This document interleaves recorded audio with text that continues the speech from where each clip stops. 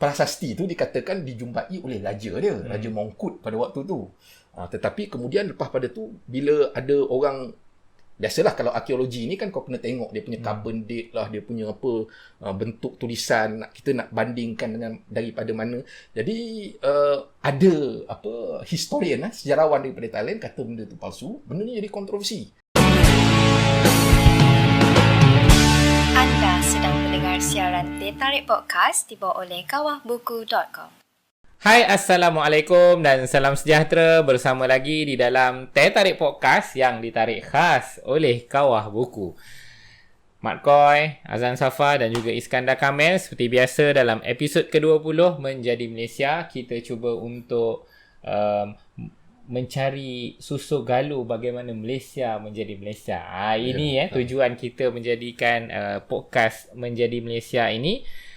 Yang kita tidak tahu lagi sampai bila episodnya akan berakhir. Tetapi kini kita sudah berada di episod yang ke-20. Dan setiap minggu, seperti biasa, kita akan, sebelum memulakan perbincangan kita, dan perbincangan kita pada minggu ini masih lagi berkaitan dengan campak, kita akan review buku dulu. Okey, silakan Azan. Untuk setiap minggu. Dan apakah buku yang akan kita pilih pada minggu ini adalah Tarikh Raja Asal yang ditulis oleh Abdul Razak Lubis, Derak Perantauan Kaum Mandailing dari Sumatera ke Tanah Semenanjung. Hardcover ni. Hardcover, size dia adalah coffee table, dan eksklusif lah rasa buku ni. Diterbitkan oleh Arif Kabuk. Okey, buku ni menceritakan tentang perjalanan Raja Asal lah. Raja Asal ni dianggap sebenarnya perwira lah bagi keluarga Mandailing.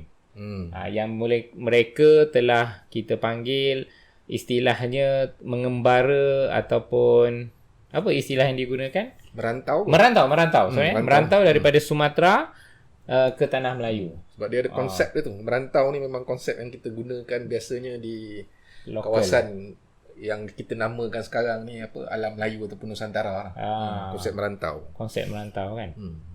Dan menarik ceritanya adalah sebagaimana Abdul Razak Lubis ini sewaktu dia nak menyiapkan manuskrip, menyiapkan buku Raja Bilah, iaitu buku sebelum daripada buku ni, telah menemukan dia kepada tarikh Raja Asal dan keluarganya, iaitu satu manuskrip yang dia sebagai daripada keluarga Mandailing tidak pernah melihatnya, walaupun pernah mendengar tentang manuskrip ini sejak daripada dia kecil lagi, sehinggalah apabila dia nak cuba untuk menyiapkan buku tentang Raja Bilah pada tahun 2000, baru dia menemukan manuskrip tu yang diberikan oleh salah seorang daripada ahli ataupun jawatan kuasa Persatuan Mandailing Indonesia. Dan tanpa orang panggil apa, bila dah dapat itu tu, dia rasa adalah satu khazanah yang perlu diangkat lah. Dan dia telah menerbitkan buku inilah. Ambil masa dekat 20 tahun juga asalnya. Ya, ini macam apa, aku dah belik-belik sikit tadi Azan. Dia macam apa, catatan keluarga juga kan? Catatan keluarga. Sejarah keluarga Raja Asal ni disebut sebagai antara orang yang mengetuai perantauan yang pertama sewaktu Perang Padri. Dari Sumatera, Perang Padri Sumatera ke Tanah Melayu. Menarik Perang Padri tu. Maknanya dia orang ni merantau sebab ada berlaku konflik di Perang Padri lah. Itu antara apa tu, golongan ulama pada waktu tu dengan golongan yang dipanggil tradisional lah. Perang Padri tu. So itulah tarikh Raja Asal. Ada komentar kau? Tak baca lagi, tak boleh nak komentar. Tapi bila aku tengok kat sini, ada pula nama kampung aku dekat sini. Aku mula-mula ingat orang kampung aku ni, antara pembuka kampung aku ni orang Rawa. Kan? Tapi dalam buku ni orang Mandailing kan. Jadi aku macam orang Mandailing ke orang Rawa, sebab ada apa tu, antara pembuka kampung aku tu panggil Cik Abdul Karim lah. Cik Abdul Karim ni setahu aku orang Rawa. Dan dia ada mitos dia. Mitos dia aku tahu apa? Mitos dia adalah dia ni tunggang harimau. Itu mitos dekat kampung aku lah. Kan? Jadi kalau orang-orang daripada sebelah Sumatera tu, khususnya kalau orang-orang Rawa, orang Kerinci, biasanya dia akan ada mitos-mitos yang berkaitan dengan harimau. Khususnya ketua dia lah. Dan ada dalam sini aku tengok nama dia lah. Tapi harimau tu aku tak tahulah sebab aku tak baca ada ke tak. Tapi nama dia ada dalam ni.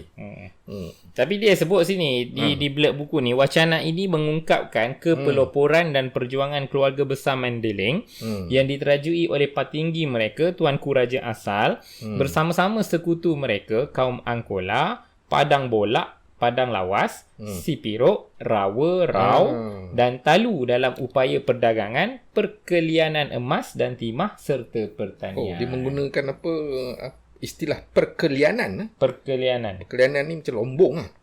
Pelombongan emas dan timah. Dan juga orang Rawa. Orang Rawa ni kira sebahagian daripada sekutu kepada keluarga besar Mandailing. Ini ya. Dan ini rasa khazanah yang perlu ada lah untuk mengkaji tentang keluarga besar Mandailing. Okey. Kita terus kepada perbincangan kita berlanjutan daripada minggu lepas. Kita bincang tentang sumber pensejarahan. Okey. Sumber pensejarahan Champa yang kau sebut ada 3. Dari sudut prasasti, kemudian dari sudut artifak-artifak kan. Binaan arkeologi lah, artifak.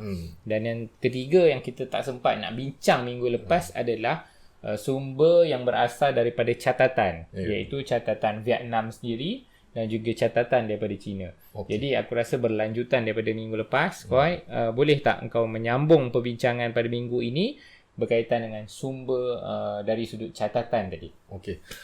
Kalau minggu lepas tu kita dah bincang tentang sumber pensejarahan Champa lah.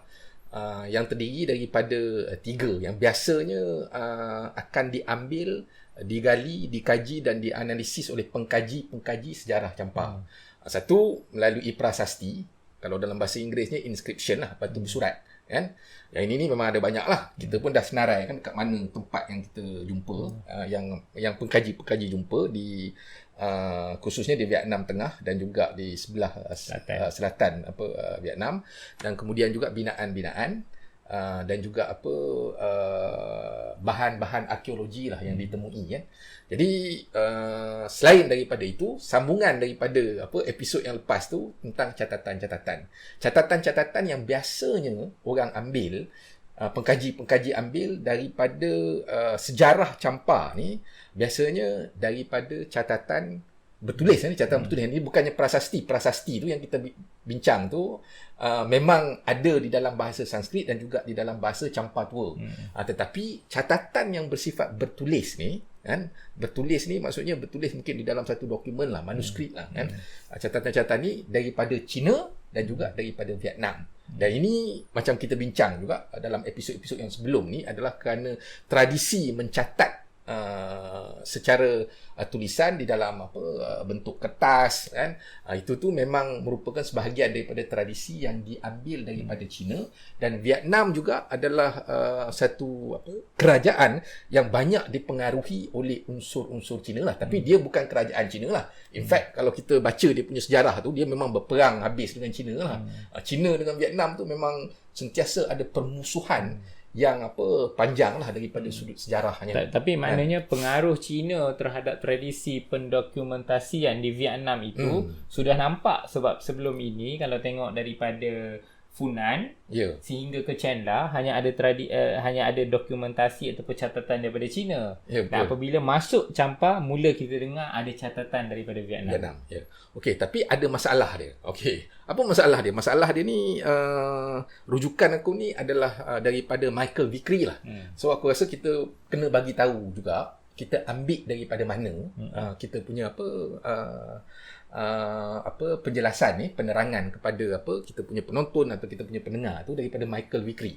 So Michael Vickery ni adalah salah seorang daripada expert lah, pengkaji tentang Champa yang lebih dahulu daripada yang lebih terkini lah, yang lebih tinggi, tapi dia dah meninggal dah kan.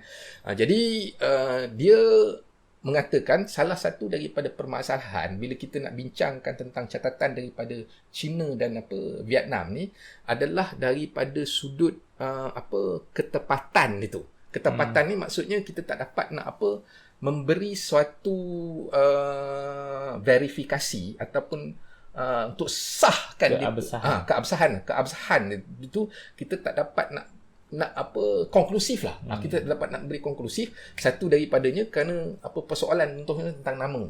Nama contohnya nama pemerintah daripada Champa ni kalau dalam catatan Cina misalnya dalam catatan Cina tu dibandingkan pula biasanya orang yang mengkaji Champa ni kan ada 3 sumber tu dia akan cross check lah. Dia akan membuat perbandingan antara catatan daripada Vietnam, catatan daripada China dengan prasasti dan juga dengan bahan-bahan binaan dan juga ekologi lah.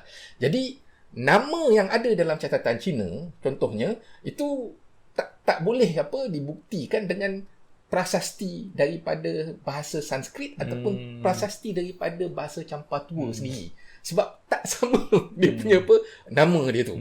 Jadi mungkin pengkaji Champa mungkin lebih tahulah dia akan membuat perbandingan untuk mengatakan yang mana satu nama yang dicatat oleh catatan Cina, yang mana satu yang dicatat oleh prasasti Sanskrit ataupun prasasti Champa. Kan? Jadi persoalan nama pun adalah satu masalah. Contoh nama yang macam mana kau Okey, nama ni sebenarnya nama pemerintah ataupun nama raja-raja Champa. Kan? So kalau dalam catatan Cina, okey, sekejap. Maksud kau tadi adalah nama yang ada pada catatan Cina berbeza dengan pada catatan Vietnam dan juga berbeza dengan prasasti. Dengan prasasti. So sebab nama ni kemungkinan dia punya sebutan dia tu. Sebutan di dalam lenggok bunyi Cina tu berbeza. Tetapi dia punya perbezaan tu kalau kita baca dalam jurnal-jurnal tu dia agak ketara lah. Contohnya dalam prasasti Sanskrit dan juga prasasti Champa tua nama kebanyakannya adalah nama macam Rudra Varman, Indra Varman, benda tu. Dia ada Varman lah, Varman kat depan tu. Ataupun kat belakang tu kat belakang tu ada Varman Varman ni adalah suatu istilah Sanskrit lah. So nama dia orang ada banyak yang macam tu. Tetapi bila pergi tengok kepada catatan Cina tak ada nama-nama yang bersifat Sanskrit yang macam tu. Kecuali kalau tak silap aku dia ada satu lah tapi ejaan dia pun berbeza. Kalau macam catatan Cina dia banyak menggunakan fan. Fan. Kau ingat tak masa kita bincang pasal Funan tu kan nama macam Fan Shihman. Fan Shihman itu ada dalam catatan Cina. Kan? Tapi kalau dalam Champa ni nama yang diberikan oleh catatan Cina kepada raja-raja Champa kan pemerintah Champa semuanya bermula dengan Fan. Tapi dalam prasasti Champa yang dikatakan Champa biasanya nama-nama Sanskrit lah Varman, tak ada pun nama-nama macam Fan tu. Jadi ini menimbulkan kerumitan untuk kita mencari ketepatan betul ke siapa pemerintah di nama yang sebenarnya. Itu satu Azan. Kemudian yang keduanya macam catatan macam nama tempat.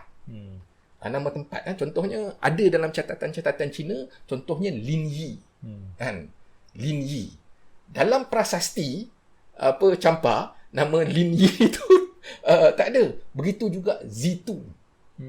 Zitu itu pun tak ada dalam catatan, tak ada dalam prasasti.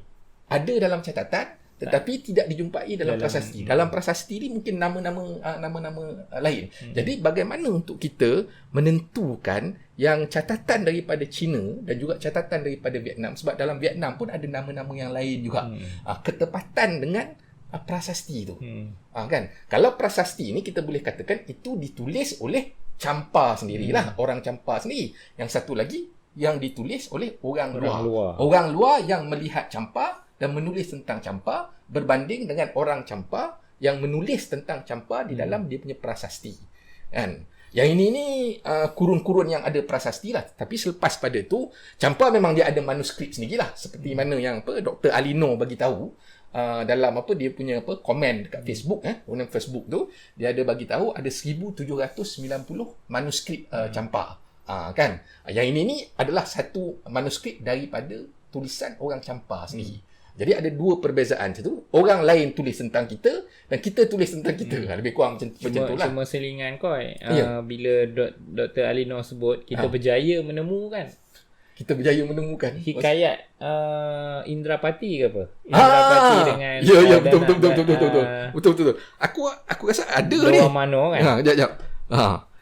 Yang ni just kena bagi tahu orang lah. Yang ni yang apa Dr. Alino bagi tahu. Satu, Akayat Dua Manong.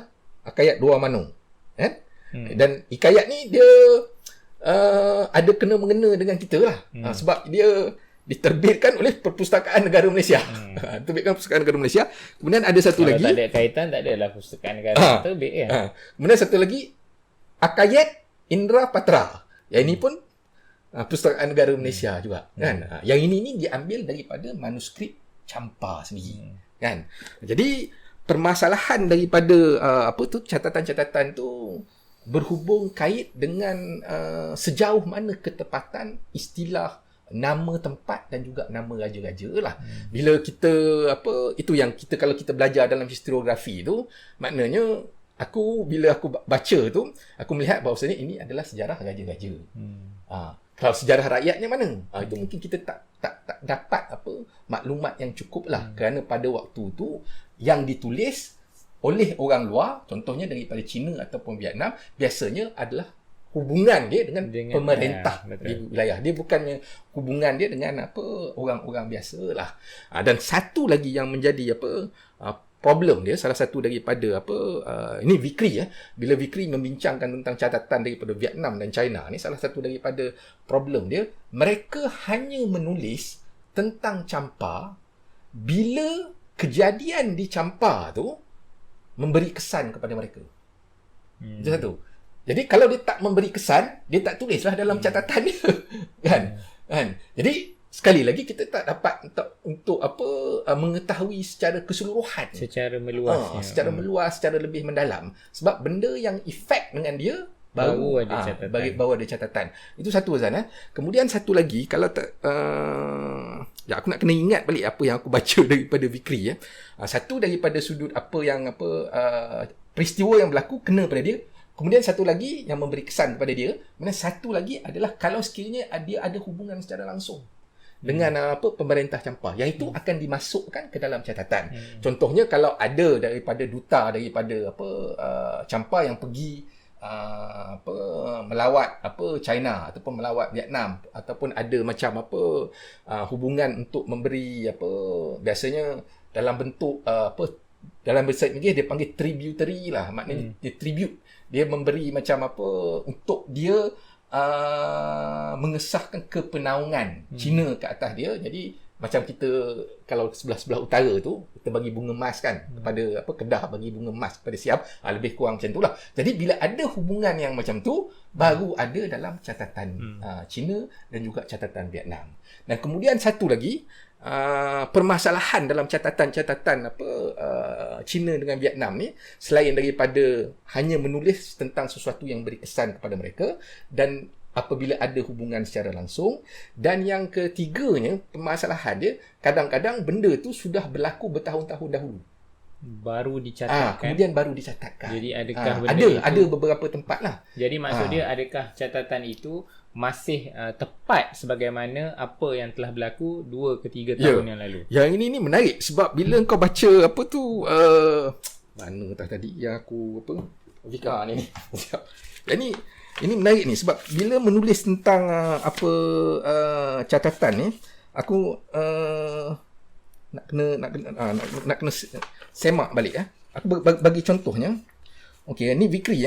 For some period of Champa history, this Chinese history were compiled long after the event and obviously at second hand.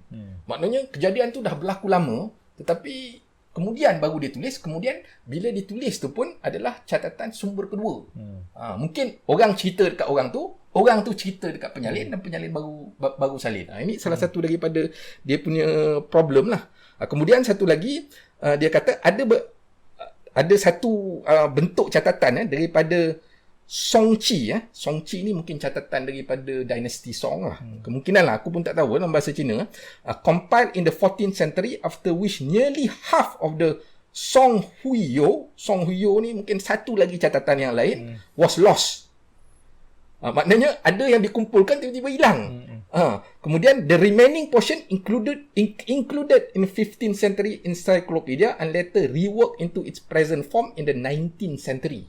Maknanya catatan daripada abad yang ke-11, ke-10 tu apa semua, bila dia susun balik apa semua untuk dijadikan macam satu encyclopedia, abad ke-19 baru tersusun secara bentuk yang lebih sistematik lah, lebih sistematik kan. So Vikri kata, given this condition, it requires religious faith, maknanya kau kena ada keimanan yang kuat to insist that all their detail for Champa in say the 10th to 11th century must be accepted as factual and their inconsistency require close attention. Maknanya Vikri mengambil sikap bahawasanya catatan daripada China dan juga sebenarnya catatan daripada Vietnam pun mengalami problem yang sama. Kalau catatan daripada Vietnam ni dia ada 3 jenis catatan pula. Dan kemudian apabila Mas Pero ambil, Mas Pero ni adalah salah seorang daripada pengkaji catatan daripada Vietnam dan juga daripada China. Dia hanya ambil salah satu daripada catatan yang 3 daripada Vietnam tu lah. Jadi dalam konteks ni aku rasa untuk kita depend sepenuhnya, bergantung sepenuhnya kepada catatan-catatan yang sebegitu rupa, itu memerlukan banyak penelitian dan juga cross-check lah. Cross-check dengan catatan-catatan lain, cross-check mungkin daripada catatan Eropah, mungkin catatan daripada Malaysia sendiri, yang mana kita dah baca Sulalatus Salatin ada maklumat tentang Champa. Kan? Dan catatan-catatan ini perlu bandingkan, termasuk dibandingkan dengan prasasti ataupun dengan bentuk-bentuk binaan dan juga bahan-bahan arkeologi yang ditemui. Cuma bila tadi kau merujuk Vikri kan, bila kau merujuk Vikri, khususnya apabila kita bercakap pasal Champa 2-3 episod ni, memang nama Vikri lah yang muncul. Ya, betul.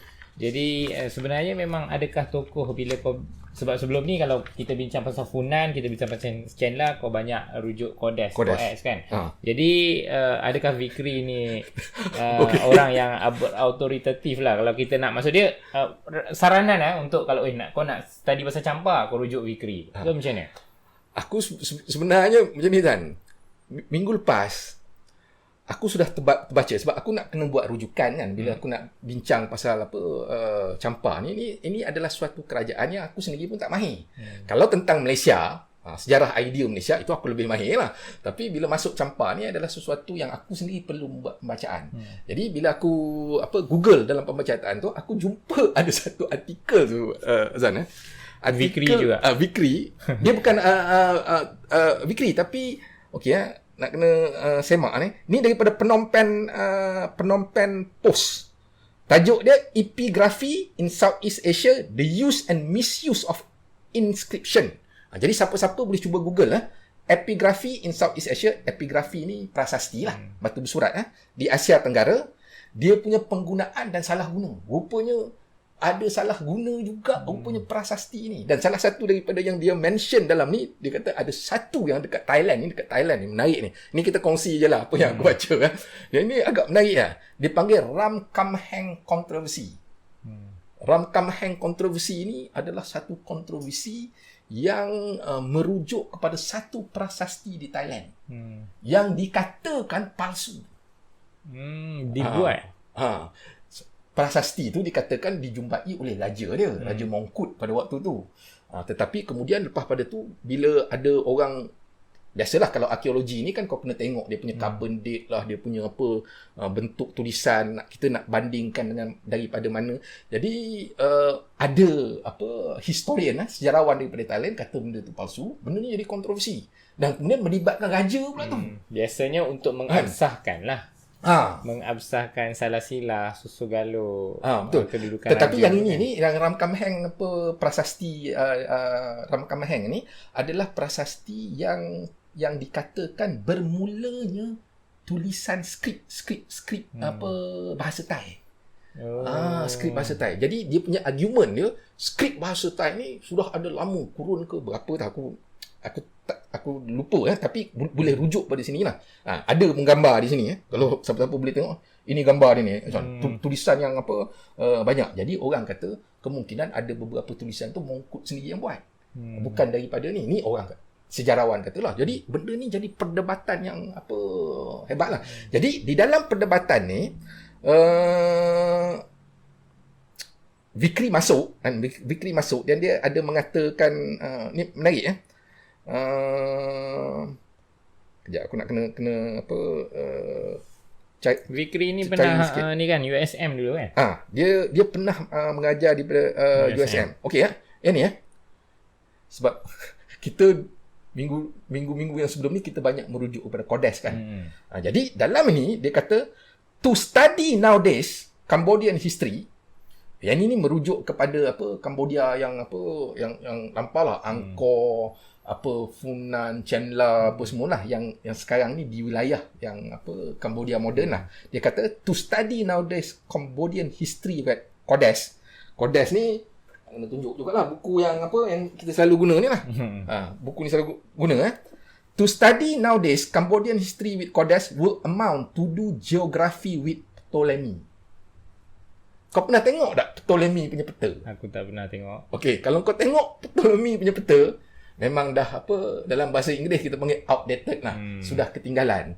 Jadi, tapi aku tak rasa Kodes ni ketinggalan. Tapi Vikri kata, lebih kurang macam tu lah. Kalau kau masih lagi menggunakan Kodes, sebenarnya Kodes ni banyak digunakan oleh sejarawan-sejarawan yang lain. Dia bukan sahaja kalau macam kita mungkin kita kenal macam Hall kan. Kemudian ada beberapa lagi lah nama yang ni banyak mereka merujuk kepada Kodes. Tapi yang itu tu penerbitan yang lama lah. Tapi yang ini agak baru dia kata kalau sekiranya kau nak study sejarah Cambodia dengan menggunakan Kodes, seperti kau belajar geografi menggunakan Ptolemy. Habis tu dia ada Vikri ada memberi saranan tak untuk siapakah tokoh-tokoh tapi yang ini artikel yang aku baca ni kita kena ada konteks dia lah. Konteks dia pada waktu tu adalah membincangkan tentang prasasti. Jadi dia kata Kodes ni tahun berapa hari tu kita cakap 64 kan? 1964 kan. So selepas tahun 1964 terdapat banyak penemuan-penemuan baru. Khususnya prasasti-prasasti lah. Prasasti-prasasti dalam bahasa Sanskrit, dalam bahasa Champa. Jadi dia kata kalau kita masih nak menggunakan Kodes mungkin kurang ketinggalan lah. Jadi kita mesti menggunakan kalau untuk dia menggunakan yang mutakhir lah. Maknanya bukti-bukti empirikal yang kita jumpa daripada prasasti, daripada binaan ataupun daripada catatan Cina dan juga catatan Vietnam dan juga catatan-catatan Eropah yang lain adalah berdasarkan kepada penulisan-penulisan yang lebih terkini. Dan aku hari tu jumpa dengan Dr. Alino. Dr. Alino sarankan pada aku untuk baca Anne Valerie Schweyer. Ya, aku nak check tengok check dia punya nama dia tu lah. Nama dia ni dia ada buat satu artikel, aku ada sempat baca sikit tadi kan.